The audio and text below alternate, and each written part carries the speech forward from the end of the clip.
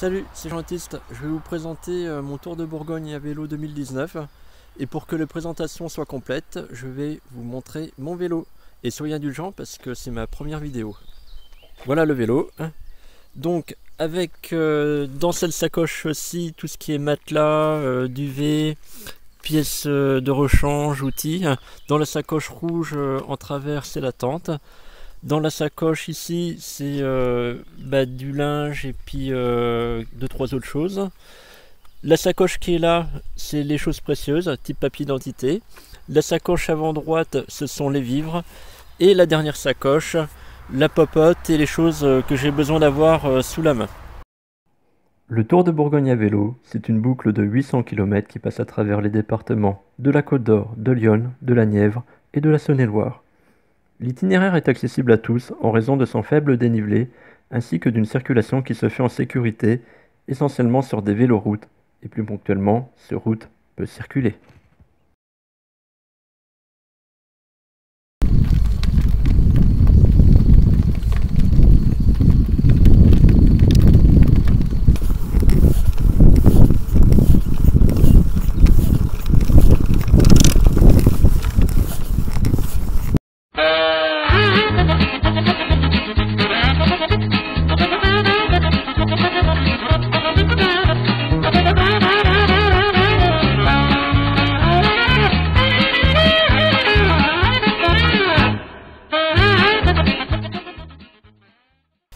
Ça y est, c'est la première fois que je me fais à manger dans ce Tour de Bourgogne en vélo édition 2019. Et comme à chaque fois que je pars de chez moi, c'est super cool parce que j'ai plein de trucs à manger. J'ai des fruits, du bon jambon, de la bonne semoule avec la bouteille très pratique pour le transport. Et la popote est en chauffe. Bon appétit! Premier soir, premier loupé. Ce soir, je n'étais pas un cordon bleu.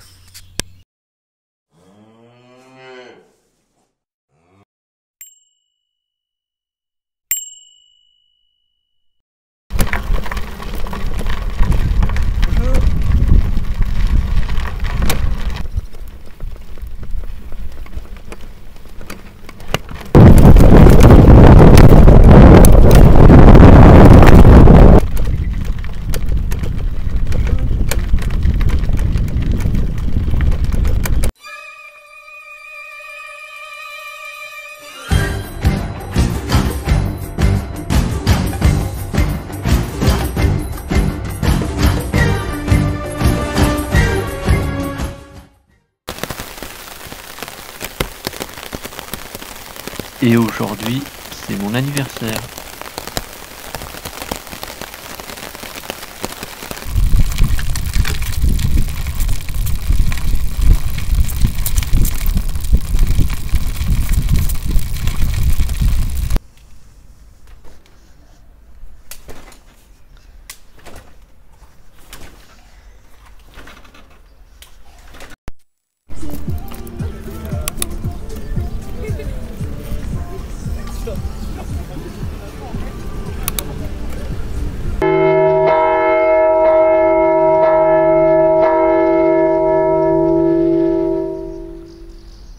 Là, je suis à Clamecy, petit problème de santé qui m'oblige au fait à rentrer en urgence à Dijon.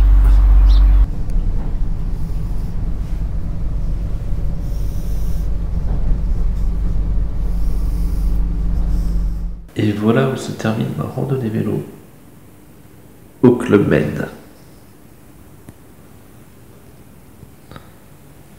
Et non,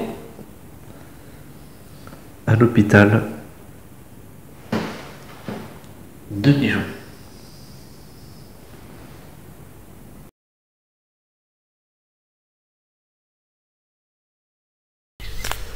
Donc je reprends à Clamecy et c'est parti pour la deuxième partie du Tour de Bourgogne. Voilà, vers Dirol, il y a toute une série de ponts-levis comme celui-ci qu'on peut actionner avec un bouton pour laisser passer les bateaux.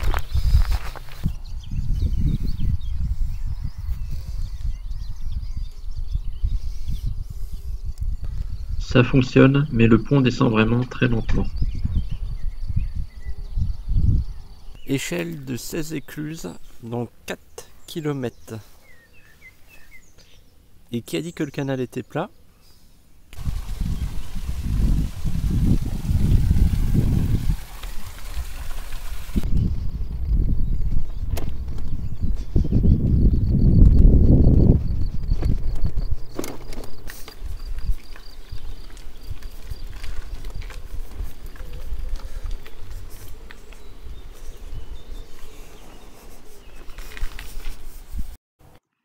Et bien sûr, après l'effort, la récompense.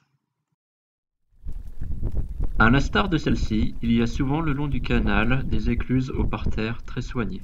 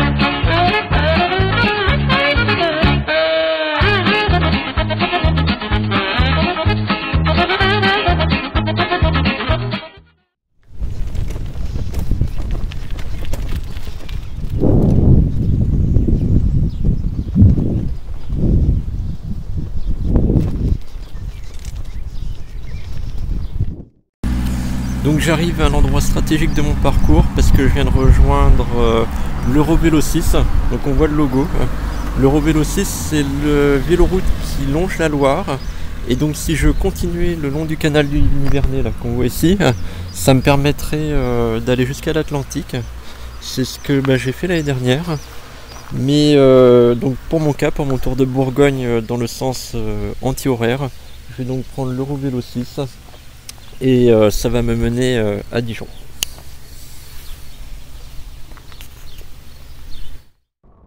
Pour ceux qui auraient une perception de monotonie sur les canaux, il existe des variantes de routes vallonnées.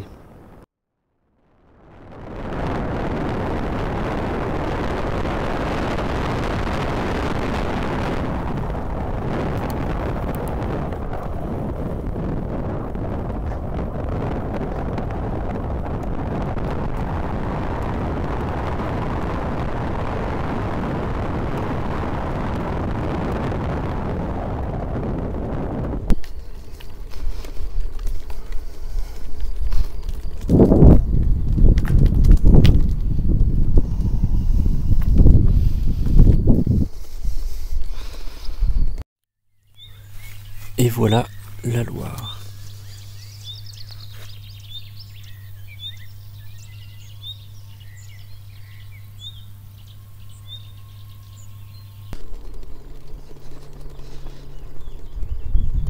Là je suis sur une route, c'est typique le long de la Loire, c'est des routes qui sont faites sur les digues.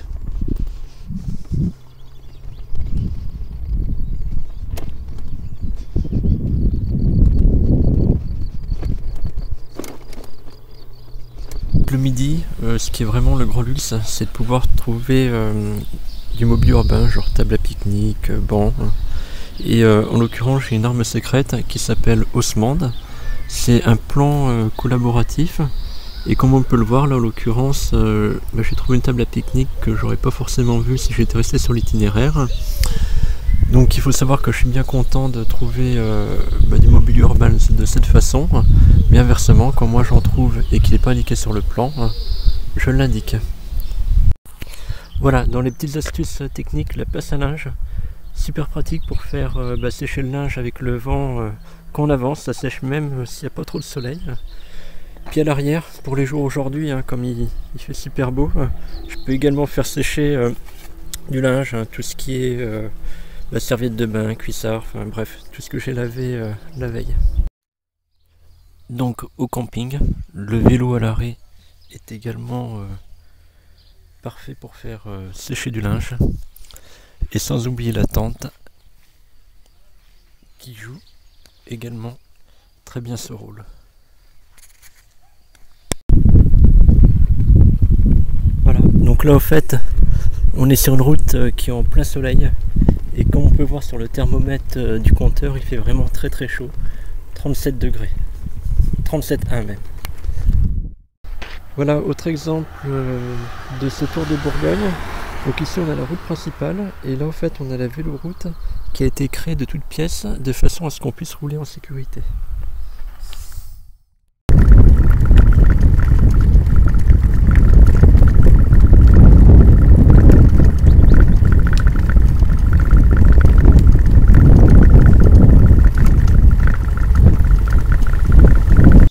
Ça y est, depuis peu dans mon périple, j'ai rejoint le canal latéral à la Loire, donc avec une jolie vue sur le canal et la véloroute qui est juste là.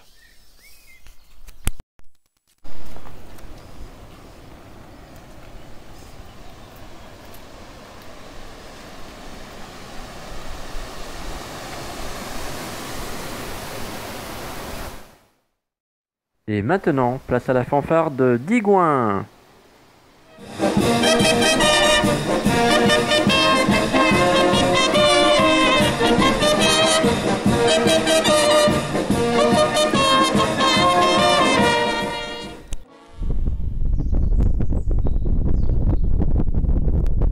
À l'est de Digoin, le canal du Centre prend des allures sauvages.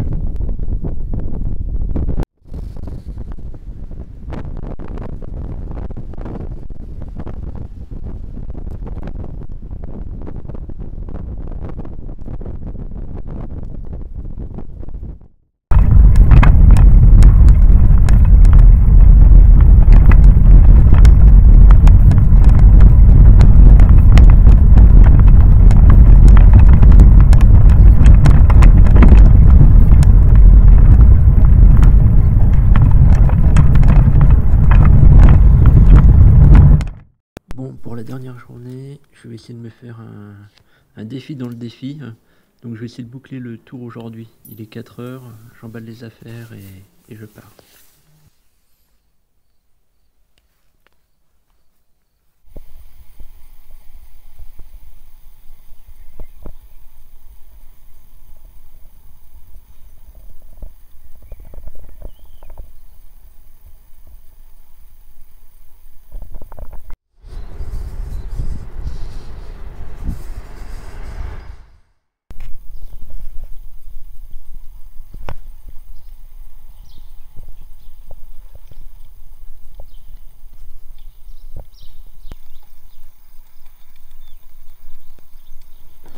Là, c'est Johnson qui me filme, un Allemand expatrié en Australie, super sympa, et c'est ça aussi la magie des véloroutes, c'est faire des connaissances. Et comme je dis souvent, partir seul, c'est le meilleur moyen de ne pas être seul. Je suis en train de faire ma grosse journée là où je me suis levé donc à 4 heures du mat. Donc j'ai déjà fait 97 bornes. Et au fait, pas de bol, au fait, c'est peut-être le signe du destin, mais j'ai mon pneu arrière qui a crevé là, qui est tout mou. Donc au fait, je vais être obligé de le changer.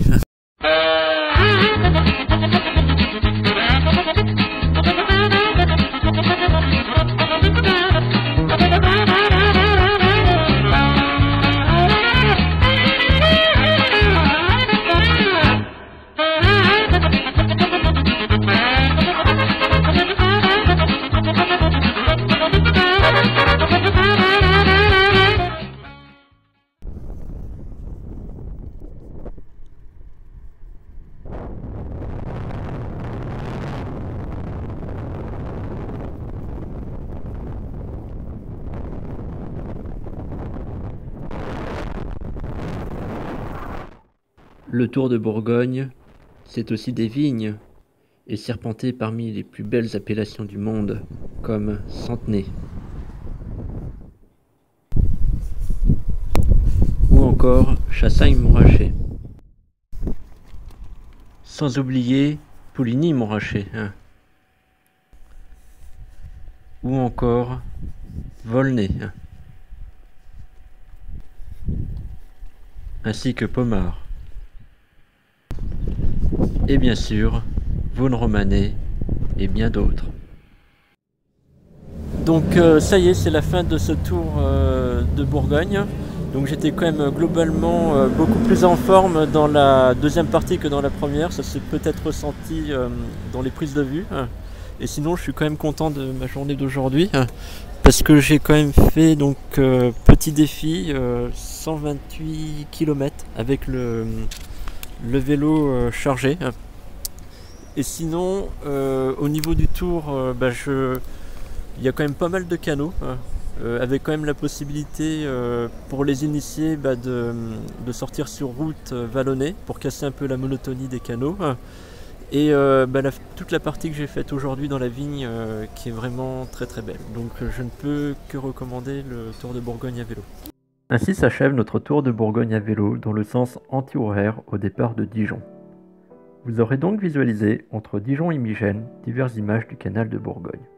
Au quart nord-ouest, nous avons traversé Auxerre, Clamecy pour arriver à Decize. Le canal du Nivernais a été notre fil conducteur sur toute cette section. À partir de Decize, nous avons emprunté quelques routes vallonnées pour rejoindre la Loire. Le canal latéral à la Loire nous a menés à Digoin et son pont-canal.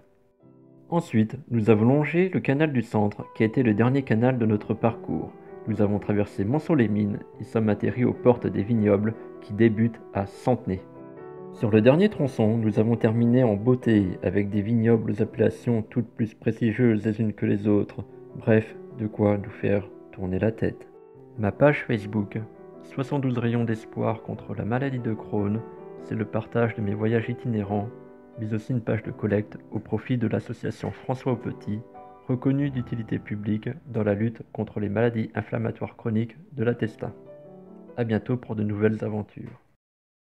Et voilà, les sacoches défaites un peu à l'arrache.